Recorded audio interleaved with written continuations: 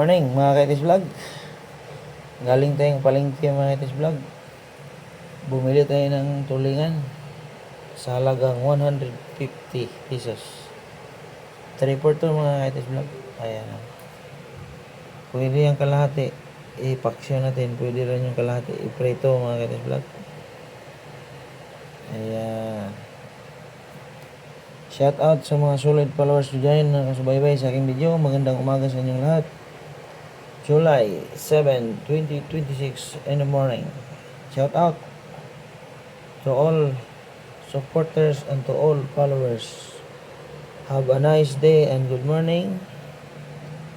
Naway makakain na naman ang inyong bawat pamilya sa bawat tahanan ng naiwan sa inyong mga probinsya. Kaya lami yung mga kitis vlog, pwede niyang kilawin, pero meron akong nabiling para kilawin mga kitis vlog dito. Natin mga kitis vlog, yung pamprito, ayan. Ayan. Ang kulang niyan mga kitis vlog ay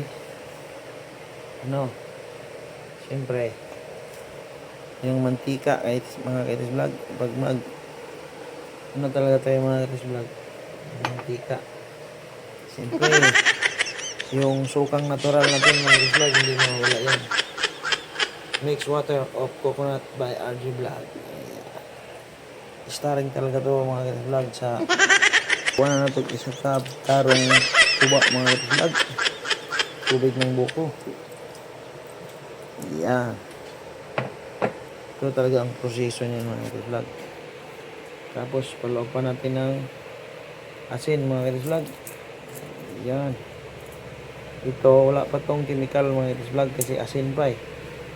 Pero pag maglagay na tayo ng bitsin mga kitis vlog, ito may chemical na pa. Pero kailangan kasi lagyan pa rin ng bitsin mga kitis vlog kasi yun ang pampalasa talaga natin. Yan. Siyempre mga kitis vlog, para makumpleto yung natin, ang paksyon natin na pangatlong araw, ayan, hindi mawawala yan. Kumpleto na yung mga kitis vlog.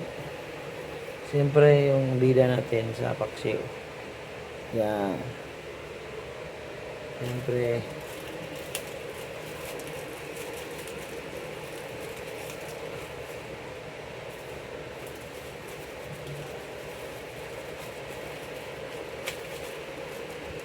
yung mga kitis vlog, pamintang durog, ayan. So mga kitis vlog, isasalang na natin to. Ano ba bang kulang? Wala tayong kulang mga kitis vlog. Okay na to.